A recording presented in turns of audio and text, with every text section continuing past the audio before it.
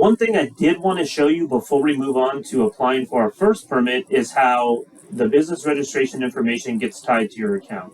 So you saw earlier, I applied for a mechanical business registration. If I go to account management, and this time I'm going to click this link here, and then I scroll down, it is now populated under the business registration information. So this is the business registration I applied for earlier. Again, you don't have to click add a registration, it does it automatically. So one thing I have noticed is that logging out and then logging back in helps it show up. Sometimes you might sit here and wait without logging out and it never seems to show up. So try logging out and logging back in to see if it populates here, because until it does that, when you go to apply for a permit, you cannot use that. So that's just one thing to know. So I'm gonna leave this area and I'm gonna go apply for my first permit. So I'm gonna click the permits section, and the first thing you get when you click permits is the disclaimer page. And the reason you get this is the default homepage for permits is actually create an application. Whereas you saw earlier, the default page for business registration was to search for business registrations. For permits, it's to create an application. So once I accept this, it's going to walk me through the process of creating an application or applying for a permit. Once you have a license attached to your account, it's going to ask you if you want to use it or if you don't want to use it. And in this case, I'm going to pick none applicable. And just because I want to show everybody how this would work if you're a homeowner or if you didn't register your business. But if you did, you can just click your mechanical license. It'll pop up here and you can say yep, or again, any business you applied for, and it'll pre-populate that information. But again, I'm going to click none so we can see it the normal way, or the way that you would do it without a business register. So unlike the business registration, when you select a record type, those were all just radio buttons sitting out there. But this one has different categories. And you can click to the left in these arrows and expand them. So under residential, I have 3 options. Under commercial, we have 3 options. And so if you want to apply for one of these permits, you can click it to open it and then click the radio button next to it.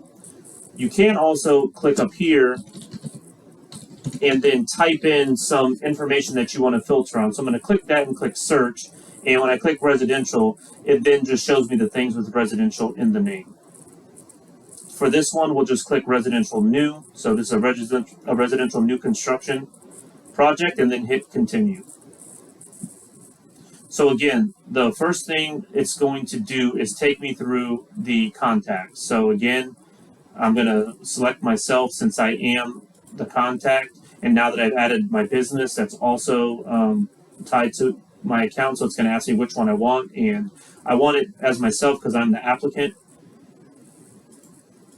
And it's going to ask you the contact type, and I'm an applicant. So the way you can do this is you can add multiple people. So if you want multiple people to get emails on this, you can add new, and let's just add a contact. You can only have one primary applicant, so I recommend if you want to add new people, make them a contact.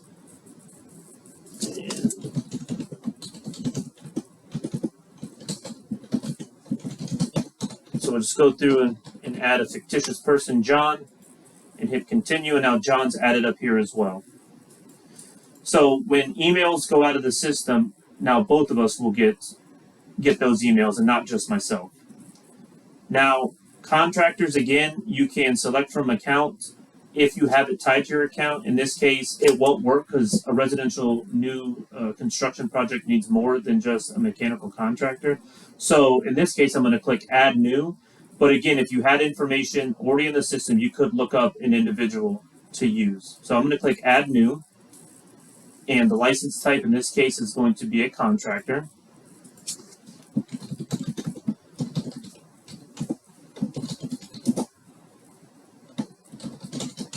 And then you're just going to fill this out as well.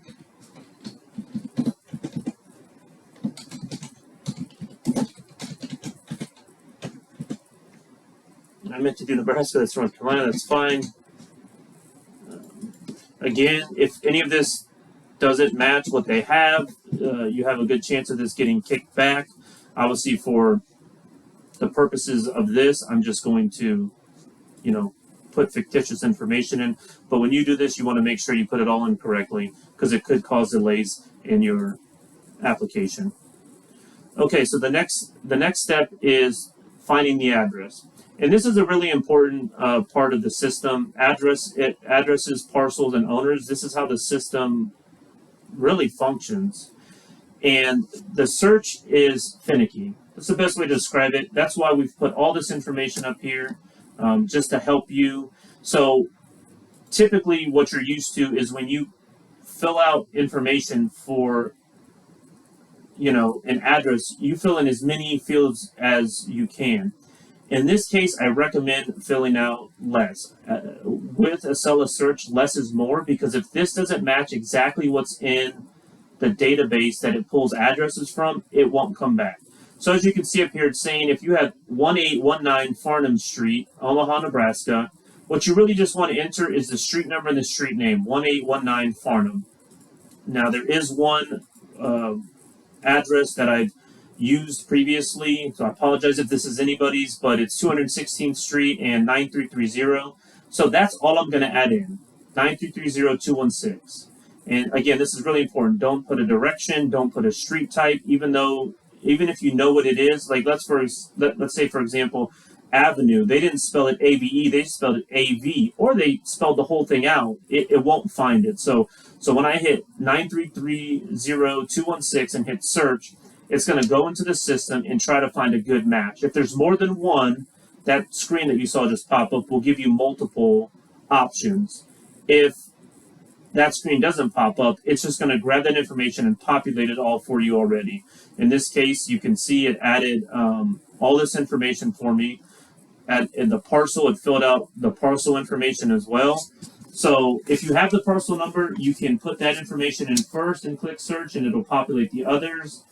Typically, most people are going to have the street number and street name. So again, just put in those two, and it'll fill out the rest. I'm going to click Continue Application. And this is where you get to the application information. And again, this is unique to each different kind of permit that you apply for. It's going to ask you different questions. You want it to ask the size of, maybe the HVAC or the breaker box on a, plumbing, but you might ask it on one or the other. So in each case, you might have some information on what they want below. In this case, it says please provide the city name as the project name and a detailed description of the project below. Okay, so we don't have a project name, but we do have a project description. So, I'm just going to say we're building a new single-family, residence with finished basement, 3,000 square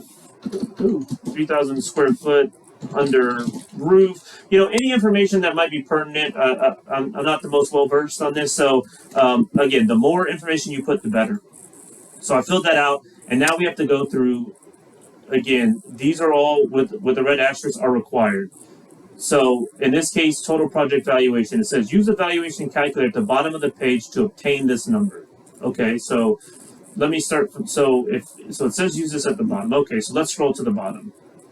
And it says the following calculator will assist you in finding the correct amount to enter in total project valuation. Okay, so what it's telling me is that if I fill out these, it's going to give me the information of what to add above. So this agency,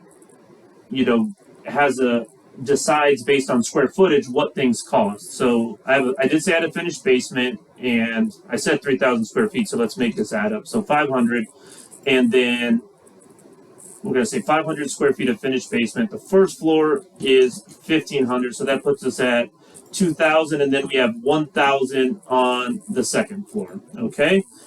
And I don't have any unfinished basement or a third floor. I don't have a detached garage. On the attached garage, 500 square feet, hopefully that's realistic. A covered patio, okay, we have a 100 square foot patio, a deck, we have a 100 square foot deck, okay. And I don't have any of these other ones. So it says my job value is $293,500. So I'm going to copy that. I'm just going to toss it up here. $293,500, excuse me. So again, in this case, It's just, it told me what I needed to do to get this information. So this isn't something that I would just say, oh, this is what I'm valuing the project at. It's what the agency or the municipality is valuing it at. Existing use, it's a 1 and 2 family residence. Its proposed use will be the same. Number of stories is 3. Building height, let's just say 25 feet. Number of bedrooms. And if it's expecting a certain type, like I'm trying, you can't see it, but I'm trying to type in letters, but it only is going to accept numbers. It'll either tell you there's an error or it just won't let you do it. In this case, it just doesn't even let me do it. So let's say it's a 3-2. We have 1 kitchen.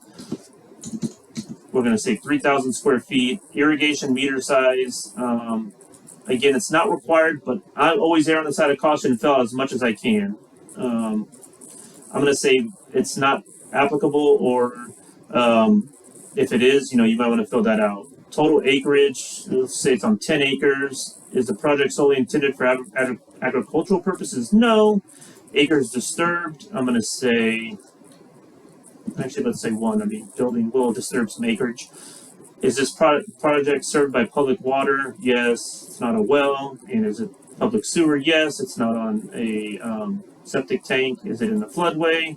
No. Is it on the flood fringe? No. Do you have an approved flood development permit? No, because I'm saying we don't need that. Okay. I'm going to click continue application. If everything's good, it'll take me to the next page. If it's not, it'll tell me there's an error. So the next step is to attach any required documents. I don't see any here, but I don't believe that that's correct. I do think that there are required documents, so let me just try to move forward. Yep. So please upload the following required documents. So I tried to move forward, and it wouldn't let me. And this is something that we can fix, and that we need to fix. So I'll go ahead and get this fixed. So by the time you see this, it won't be the same. It'll say here what is required. But as you can see up here, I try to move forward, and it won't let me. It says I need construction plans, survey certificate, and res check. So let me click add. I'll click add again. And in this case, like I was saying before, you can actually click multiple at a time. So in this case, I click 3 and 100%, 100%, 100%. So we're good. So hit continue. And then you're going to get a separate box for each one. And we need, I already forgot, it was construction plans, res check, and I already forgot what the third one was. All right, so we're just going to put construction plans, and then we'll find out which one I did incorrectly, or I didn't upload. Or, oops, this is res check. Okay.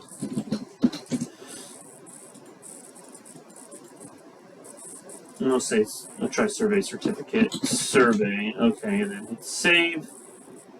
And then again, we're going to wait a second until this all populates, until it's ready. Okay, click continue. Okay, so I got it right. All right. So now we go to the review page, and we're gonna look through all of this information and make sure it's correct. Again, you can click edit and go back to a place if you realize you had an issue. Everything's looking good so far. You know what? I wanted to really add something and I forgot. Let me click edit and just show you what happens. When you click edit, it takes you right back to that page, and you can adjust what you need. So I'm going to click continue again. I'll pretend that I added something, just to get back to there. Scroll to the very bottom, same thing. I have to certify that this information is correct, and then click continue application. And as soon as that happens, it's going to commit this to the database and create a permit.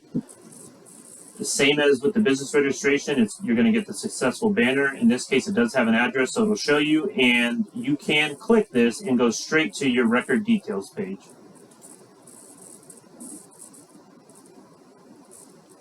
And so the next thing we will talk about is the record details page.